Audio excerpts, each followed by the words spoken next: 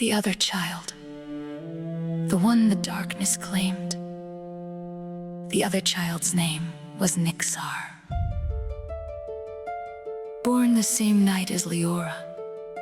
The same crimson moon, the same storm, the same prophecy.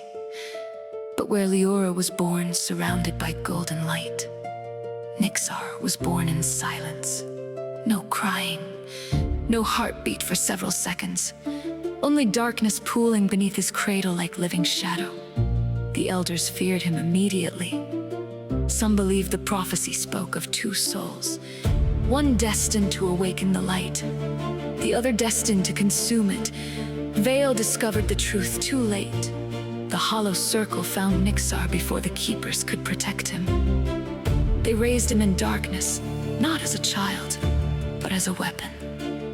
For years they poisoned his mind. They told him he had been abandoned, forgotten, that the world chose Liora over him. Every act of cruelty carved something inside him deeper and darker until eventually, the shadows began obeying him. By the age of 16, Nyxar could stop hearts with a glance. By 20, entire villages disappeared when his anger lost control. But hidden beneath the monster they created, a part of him still remembered. A girl laughing beneath golden sunlight, tiny hands reaching for him, warmth, Liora.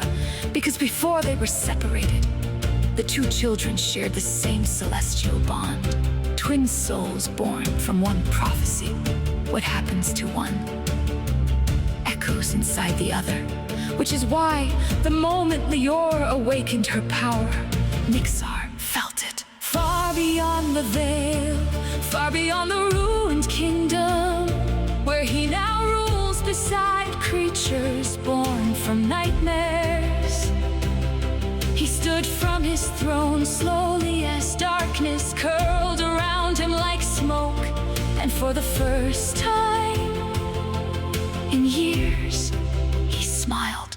She's alive. The creatures surrounding him immediately bowed their heads in fear.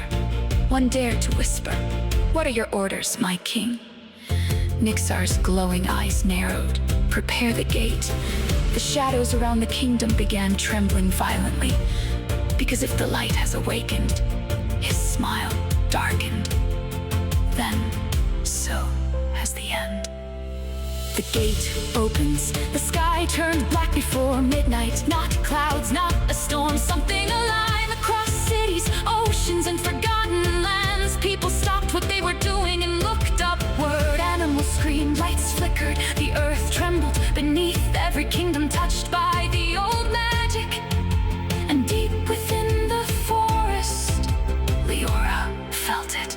A sharp pain struck her chest so violently she collapsed to her knees. The glowing energy inside her became unstable, flickering between gold and something darker. Vale grabbed her arm instantly. "He knows you awakened."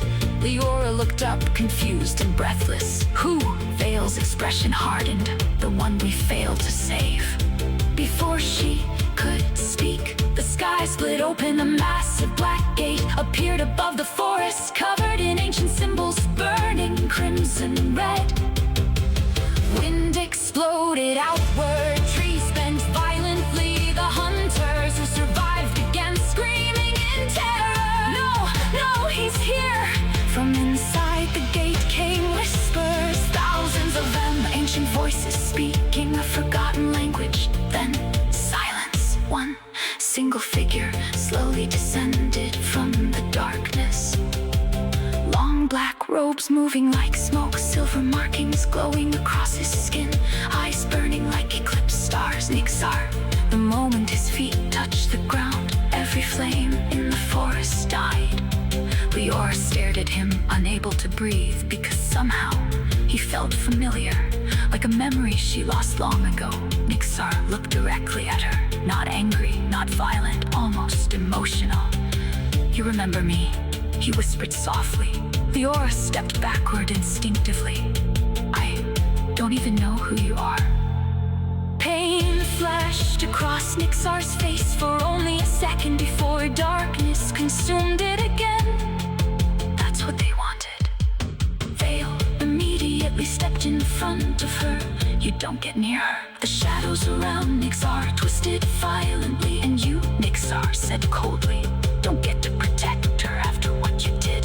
Leora's eyes widened. What is he talking about? Veil stayed silent. That silence terrified her more than the monsters surrounding them. Nyxar slowly raised his hand, and suddenly the forest around them transformed. Visions exploded into the air. Liora saw fire, blood, a child crying.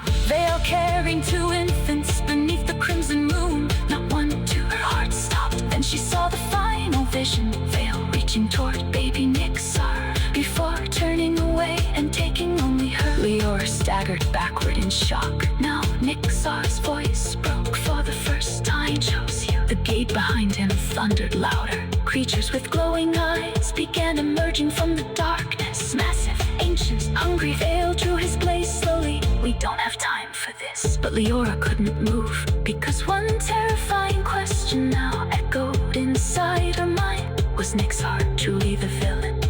Or was he the abandoned child who never stopped waiting for someone to come back for him?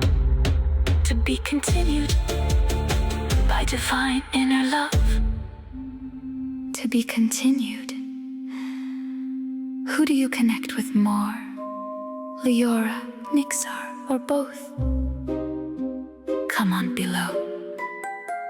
Follow for next chapter. Share this with someone who carries both light and darkness within them. By Divine Inner Love.